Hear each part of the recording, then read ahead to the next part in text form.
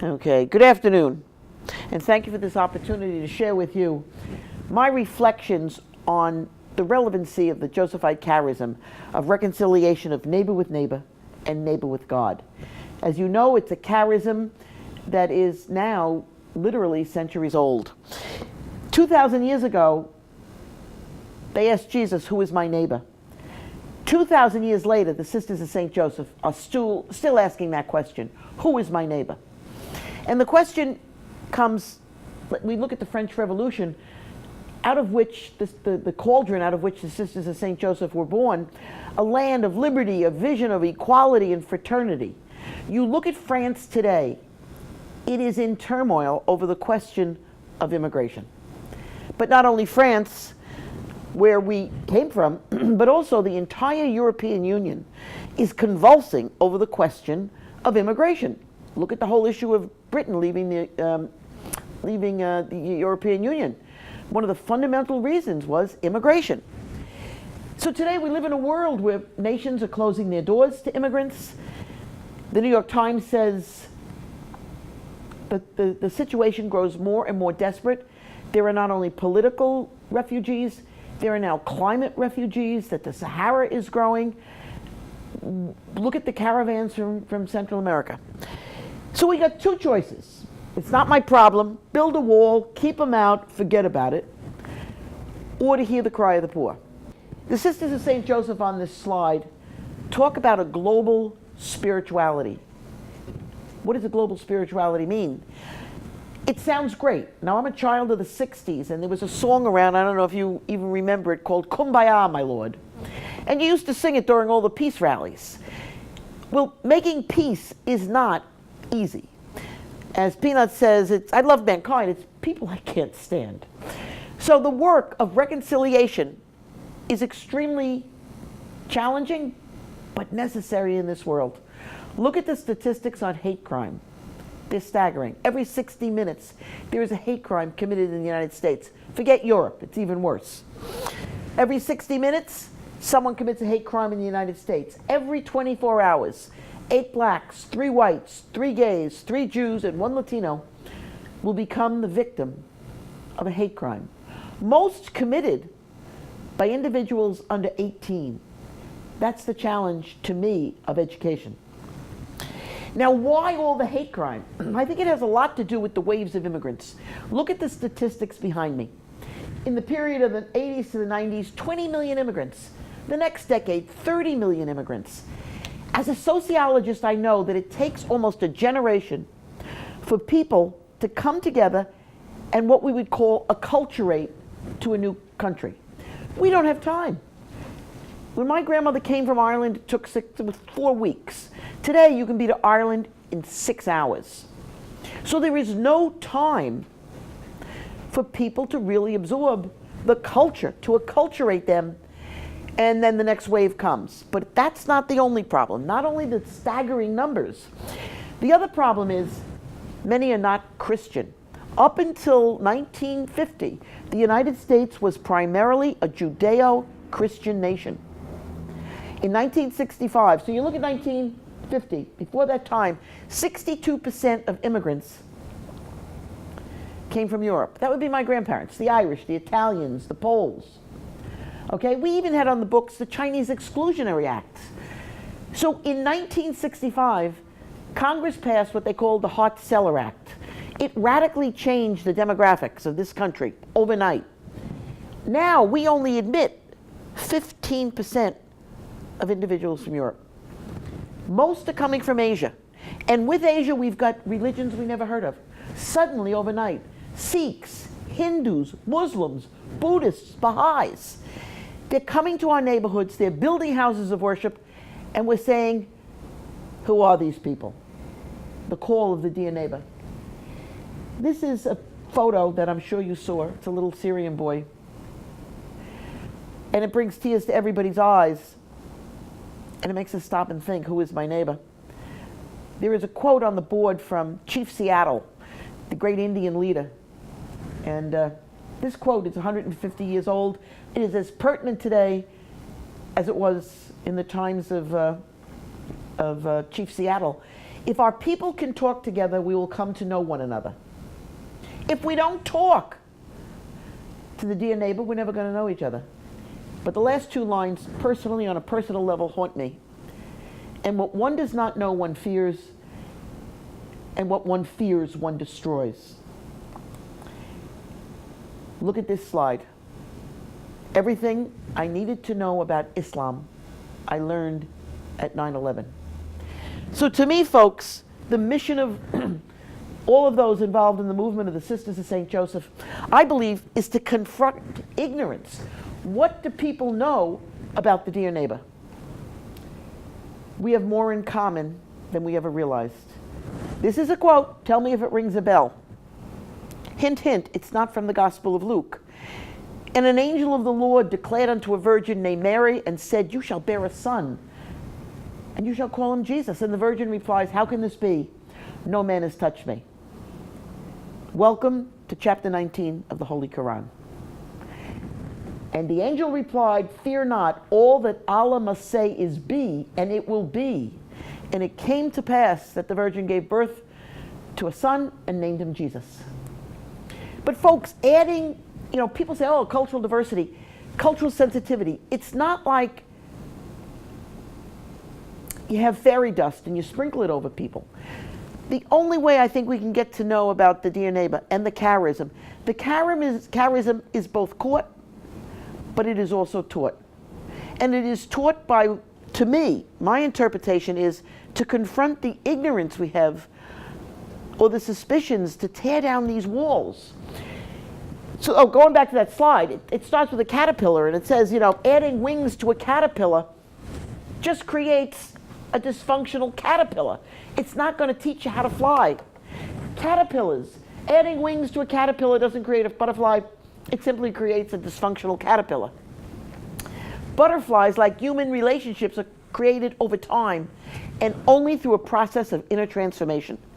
That's where I think the charism is so relevant. So we talk about the dear neighbor. I ask you, how do we enter the world of the dear neighbor?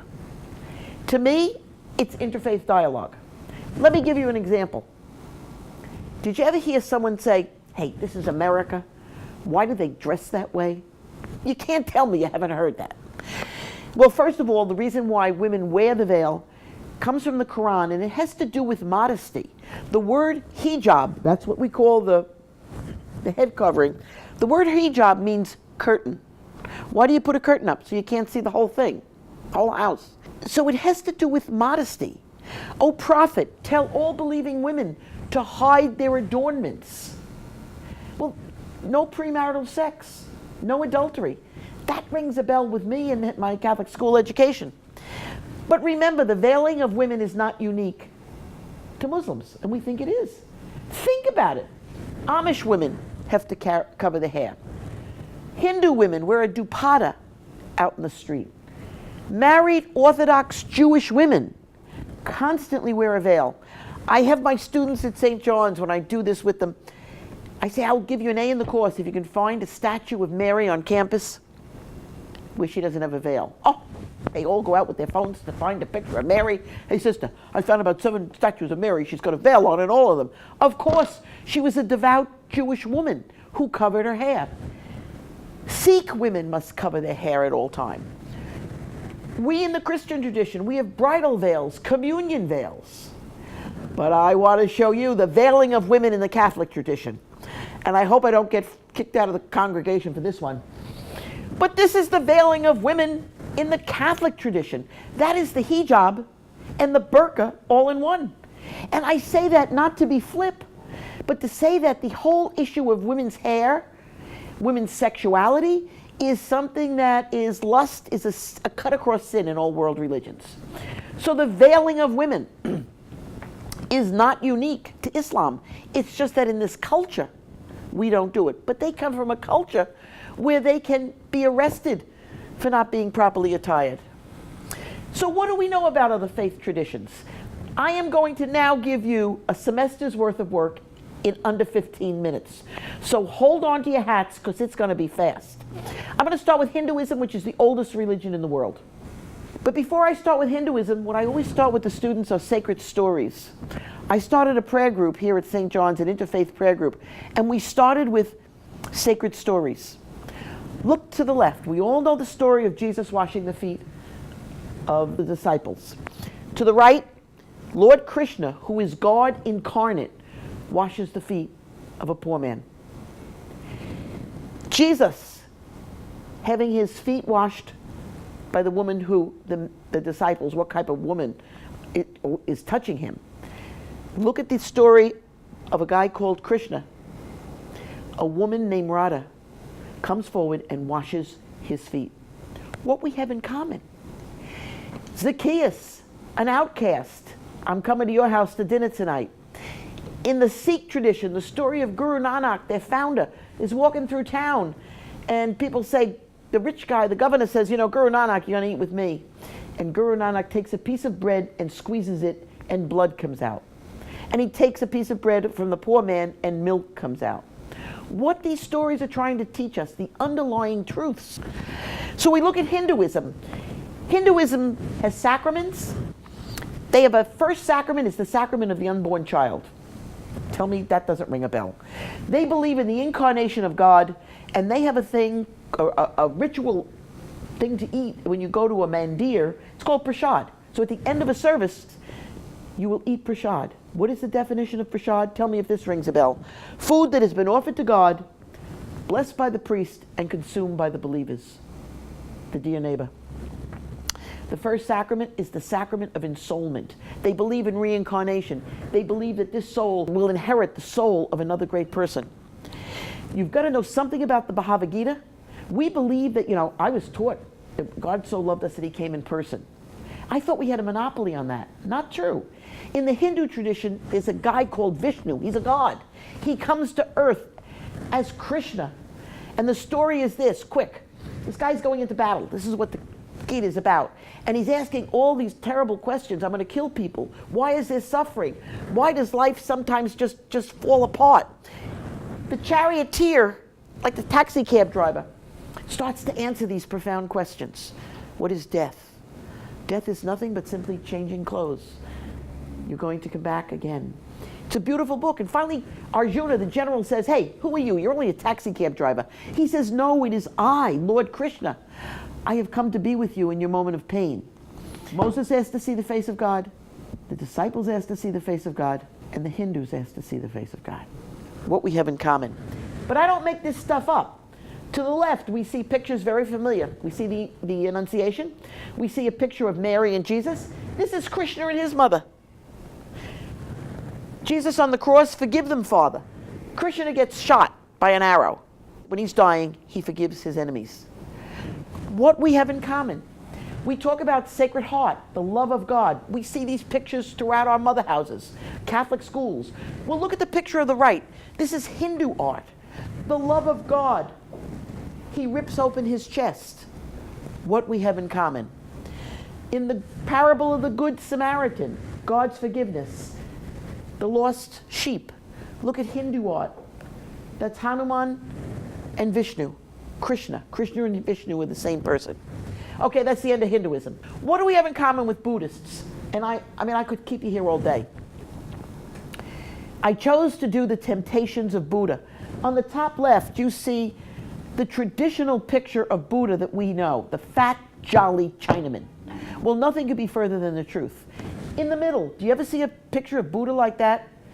Buddha, when he tried to find the meaning of life, is there a God? He went into the forest. And he said, I will not come out. I will fast unto death until I find the meaning of life. Get this. While he's in the desert, he's tempted. Again, the women tempt him. Seductress women come. And finally, the devil assembled an army of demons who tortured his mind and his soul. But Buddha was not distracted and rejected her empty offerings. It's perfectly akin to the temptations of Christ. But the best is, I've gotten to know a number of Buddhist nuns, and they're terrific people. They don't take final vows, they have a renunciation ceremony. Final vows. What we have in common, we take vows of poverty, chastity, They take vows of poverty, chastity. We change our name, they change their name. We shaved our hair, they shaved their hair. We wore distinctive clothing, they wore distinctive clothing. They have different orders, monastic and apostolic orders of Buddhist nuns. What we have in common with Buddhists is incredible. Okay, I'm up to Islam. Mary and Jesus are in the Quran repeatedly. Jesus raised the dead, cured the leper, gave sight to the blind. Jesus is not dead, according to Muslim theology. He is in a state of occultation. This is the tomb of Muhammad. Next to Muhammad, there's an empty tomb for Jesus. Jesus is going to return in the Quran, and he's going to defeat the Antichrist. What do we have in common with the dear neighbor? Not to mention Mary. Mary's mentioned more times in the Quran than she is in the Bible. In the Muslim tradition, in the Catholic tradition, Mary meets the mother of John the Baptist, Elizabeth. And we say, the child in my womb. How did you know I was pregnant? Child in my womb leapt for joy. In the Muslim tradition, check this out. Elizabeth proclaimed, the moment I heard your greeting, the child in my womb bowed to the child in your womb. So that John the Baptist in the womb recognized the divinity of Christ. Now you put that in your pipe and smoke it. When Mary is dying, when Mary is giving birth, there's no angels, and there's no wise men, and there's no drummer boy, and there's no Joseph. No Joseph in the Quran. Forget about it. But anyway, that's why I never became a Muslim. They don't have Joseph in the Quran. But Mary is alone. She's pregnant, out of wedlock. It's a sad story, but it's a very feminist story. She goes into the wilderness by herself to give birth to her son.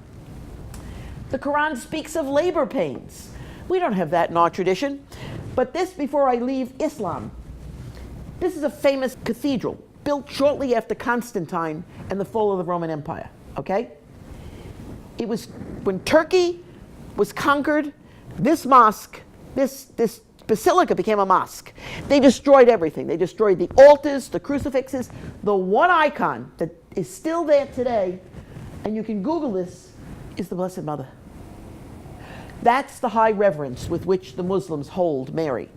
A bridge to peace, a bridge to the dear neighbor, I truly believe we can find in the Blessed Mother. There are mosques named in honor of Mary, and right here in Queens, 10 minutes from the campus, there is a mosque named in honor of Miriam, the mother of Jesus. What about Sikhs? I live in an entirely Sikh neighborhood. But what do we know about these people? First of all, we owe a debt of gratitude to the Sikhs. They were with the Allies both in Gallipoli in World War I. They died in Normandy. We owe them a tremendous debt of gratitude. Central to the 2 points I want to bring out, central to the Sikh theology, is what we call Seva. Seva means profound love of neighbor. So much so that if I'm a Sikh, I go to God, God says, get out of here. You didn't help your neighbor today. If you don't help your neighbor, I don't want to hear from you. When we had Hurricane Sandy right here in New York, I went down to the Rockaways. Before FEMA ever heard there was a hurricane, the Sikhs were down there with bottles of water, cauldrons of soup, and naan bread. Why? To perform Seva. The greatest enemy to a Sikh to get union with God is ego. That's a pretty profound. We have the 7 capital sins: pride, anger, envy. They have ego, anger, greed, attachment, and lust. What we have in common with the dear neighbor, we have the gifts of the Holy Spirit. They have what they try and instill, the 5 treasures. So let me just say in conclusion, I have just given you a whole semester's worth of work. I tried to just take some of the salient points of other religions that if we knew about, we would go, oh my God, that's what we believe. What else do you believe? And we can start a dialogue. So my passion is interfaith dialogue. My passion is educating about Mary and Jesus in the Quran and what the Sikhs teach. And I thought of a quote. It's one of my favorite quotes. And it said, he drew a circle which shut me out. That's the world, drawing circles. You're not one of us. You're wearing that. You believe that. He drew a circle that shut me out. A heretic, a hypocrite, a thing to flout. But love and I had the wits to win. I drew a bigger circle that took him in. So in conclusion, I thank you for the opportunity to share with you, however briefly, my reflections on how I try and foster the charism of reconciliation of neighbor with neighbor and neighbor with God in the 21st century. I thank you, the Together in Mission folks, for all you do to invite others into the circle. Because if the circle gets bigger and bigger, and people start talking, maybe we can turn this world around. And so in conclusion, in addition to thanking you, I share with you one of my favorite quotes, and my certainly favorite picture. Because what parent, be you Buddhist, Sikh, Muslim, Baha'i, Jewish, Christian, doesn't want their kids to go to bed every night saying their prayers in a safe environment? And the quote, there can be no peace in this world unless there is peace among religions. So I thank you and keep up the good work. Goodbye.